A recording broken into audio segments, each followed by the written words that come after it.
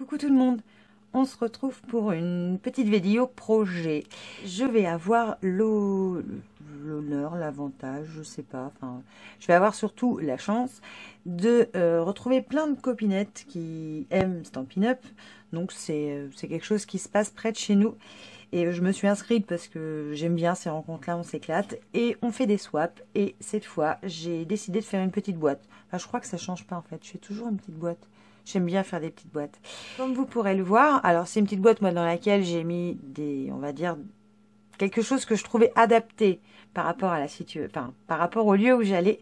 Mais après, vous pouvez l'adapter comme vous voulez évidemment. Il n'y a pas de vraies règles en soi. Donc, je vais vous la montrer sur, entre guillemets, toutes ces coutures. C'est une boîte qui se ferme, mais qui n'est pas à ras le fond, parce que je voulais quand même quelque chose qu'on puisse attraper sans faire forcément des encoches. Et à l'intérieur, donc j'ai mis une petite étiquette, je pense, donc je crée à l'intérieur. J'ai mis une friandise, parce que quand on scrape, je connais beaucoup de monde, sans me citer, qui grignote de temps en temps. Et puis le stabilo, quelque chose d'indispensable pour ne rien oublier de ce qu'on doit faire en scrap, par exemple. Je trouvais que c'était sympa, que ça allait bien ensemble. Donc, je vais vous montrer comment on fait cette petite boîte. Vous allez voir, c'est super sympa. Quelque chose que vous allez pouvoir utiliser, je vous dirais bien quasiment pour n'importe quelle occasion, puisque vous avez quand même une hauteur assez, entre guillemets, généreuse.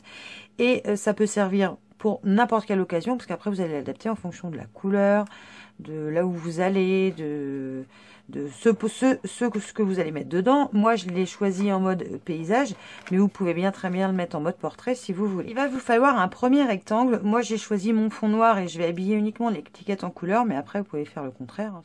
Tout est possible. Mon premier morceau de cardstock noir va mesurer 6,5 par 5,5.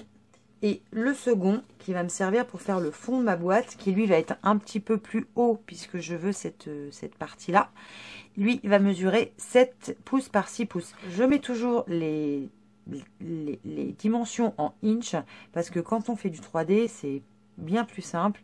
Donc, je vous le conseille aussi. Ensuite, il vous faut une chute de papier qui va servir à mater le dessus de la boîte. Moi, je trouvais que c'était plus sympa. Le rectangle mesure 3/3/8 par 2/3/8. Il vous faut une chute de papier de couleur, hein, puisque vous avez vu, j'ai besoin que de ça au niveau du papier de couleur.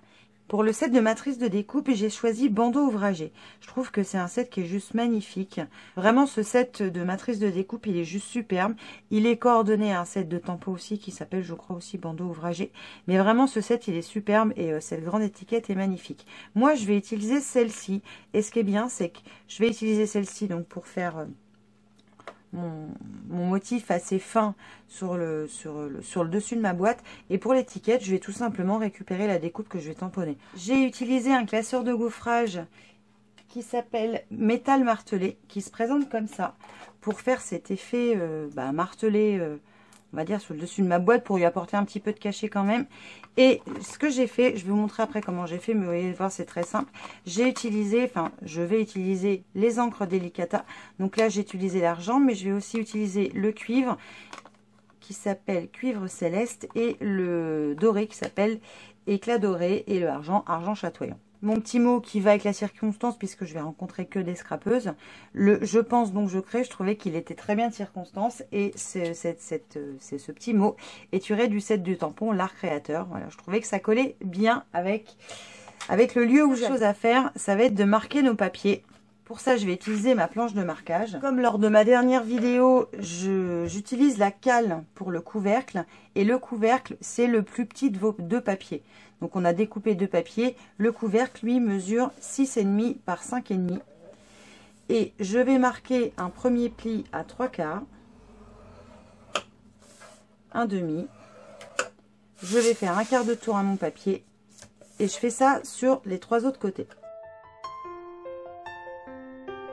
Je vais mettre de côté cette partie-là. Je vais enlever ma cale. Et je vais prendre cette fois le morceau qui mesure 7 par 6. Je vais y arriver. Au lieu de marquer mon pli à 3/4, puisque je veux une petite hauteur supplémentaire au niveau du fond de la boîte, je vais marquer mon pli à 7/8.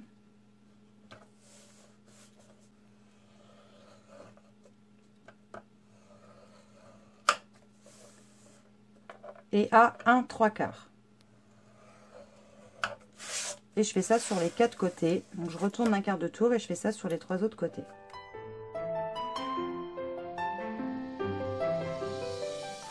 Maintenant que mes 2 papiers sont prêts, je vais pouvoir procéder aux découpes. Je ne sais pas si vous vous rappelez la dernière vidéo de la boîte de rangement que je vous ai fait. C'est exactement la même chose. Première chose, je vais couper au long des lignes de pli qui sont de chaque côté de mon plus grand rectangle, entre guillemets. Donc ce que je fais, c'est que je fais pareil des 2 côtés.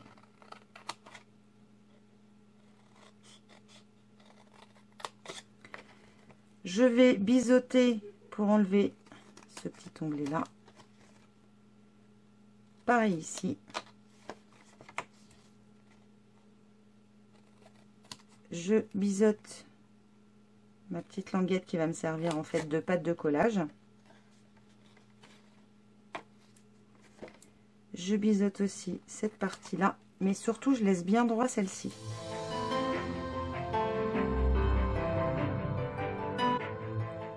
Et je fais ça à l'identique de l'autre côté et sur le couvercle.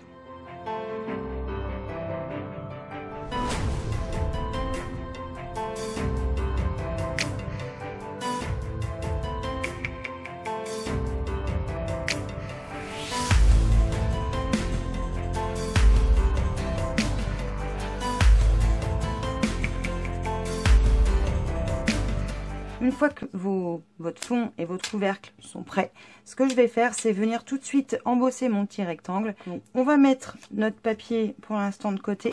On va prendre notre encre. Alors, je vais prendre cette fois la couleur or, après tout, donc qui s'appelle éclat doré, pardon. Je vais venir tout simplement mettre de l'encre éclat doré sur la partie où les nervures en fait de mon plioir sont vers le haut, c'est-à-dire c'est elles qui vont venir creuser le papier. Donc j'en applique sur mon plioir. Vous allez voir quand je vais le mettre dessus, je vais vous montrer. Enfin, je vais essayer de vous montrer. J'espère que vous allez voir ce que ça peut donner. Je viens positionner mon papier. Alors ce que je fais pour pas qu'il bouge, c'est que je le mets bien à plat. Je positionne mon papier, je referme le plioir et je passe ça dans ma machine de découpe. Une fois que c'est fait, on obtient une très jolie découpe comme ça, que je vais mettre de côté, laisser sécher, et mon plioir, je vais le nettoyer tout simplement avec un petit peu d'eau. Ça s'en va très facilement. Maintenant que mon motif d'embossage est prêt, je vais venir tout simplement le coller dessus avant de commencer à plier, à monter ma boîte. Ce sera plus simple, ça m'évitera d'être embêté par la suite. Découper mon étiquette. Cette fois, j'ai choisi macaron à la menthe. Bon, je trouvais que ça se mariait pas trop mal avec le or. Ouais, il me plaît bien ce macaron à la menthe. Et pour être sûr de ne pas faire de bêtises, je vais venir le coller tout de suite.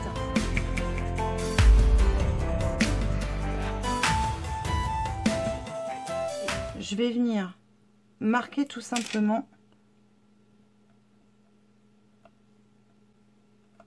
mon papier coloré en fait au niveau du pli de mon couvercle, de façon à ce que quand je vais procéder au pliage, il soit bien droit à ce pli.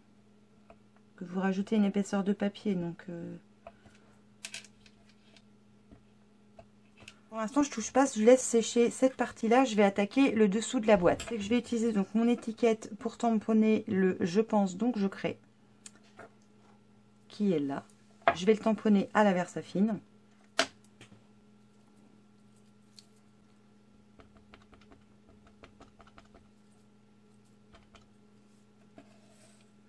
Je mets de mon support pour tamponner droit et là où je le souhaite.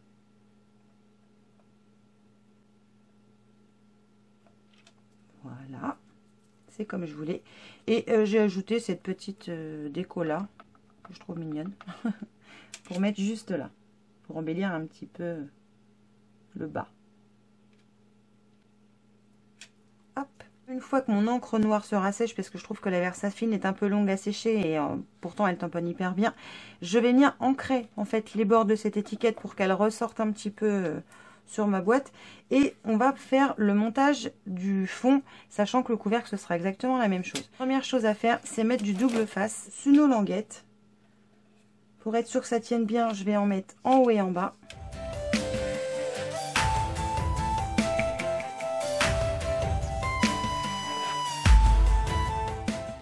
Une fois que j'ai fait ça, je vais pouvoir marquer tous mes plis. Et je vais monter tout simplement à ma boîte en enlevant d'abord le double face pour faire tous mes angles.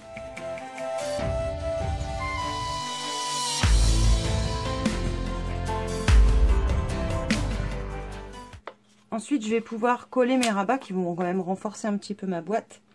Je commence, alors en général, moi je commence toujours par les rabats où j'ai la petite languette qui a été collée à l'intérieur. Je commence par cela et je finis par les autres. Puis comme ça que j'appuie ma languette, j'essaie de maintenir ma boîte le plus, on va dire, le plus droit possible de façon à ce qu'elle ne bouge pas, pour qu'elle ne se déforme pas.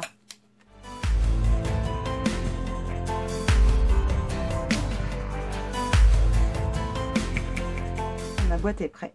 J'ai plus qu'à faire exactement la même chose sur mon couvercle. Mon couvercle est fini. Comme vous pourrez le voir, il s'emboîte parfaitement dans ma base. Et j'ai ce petit jour là qui me permet en fait d'ouvrir ma boîte très facilement. Voilà, tout simplement.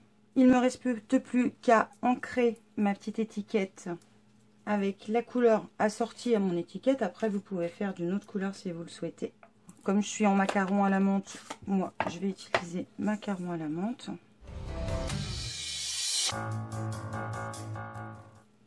Je vais prendre de la mousse 3D pour apporter un petit peu de volume à mon étiquette. Alors, j'ai plus de dimensionnel, donc j'utilise des rouleaux, hein, tout simplement. Mais des rouleaux qui collent bien. Je sais plus où je l'ai pris celui-là, je me rappelle plus. Je vous mettrai pas le lien à mon avis parce que je me rappelle plus. Et je viens coller mon étiquette là où normalement elle doit s'embriquer. Alors je la positionne et une fois qu'elle est là où je veux qu'elle soit, c'est là que j'appuie sur mon double face pour la faire bien tenir. Donc deux différents. Je vais, je pense, vous en montrer en fin de vidéo quelques autres puisque j'ai fait différentes couleurs. Et puis voilà ce petit projet qui peut être sympa pour un petit cadeau à mettre sur la table, pour mettre des chocolats. Là, moi, la circonstance fait que j'avais envie de mettre une petite friandaise et puis un petit stabilo. Donc j'espère que tout ça vous aura plu. Je vous fais évidemment plein de bisous et je vous dis à très vite pour une nouvelle vidéo. Ciao!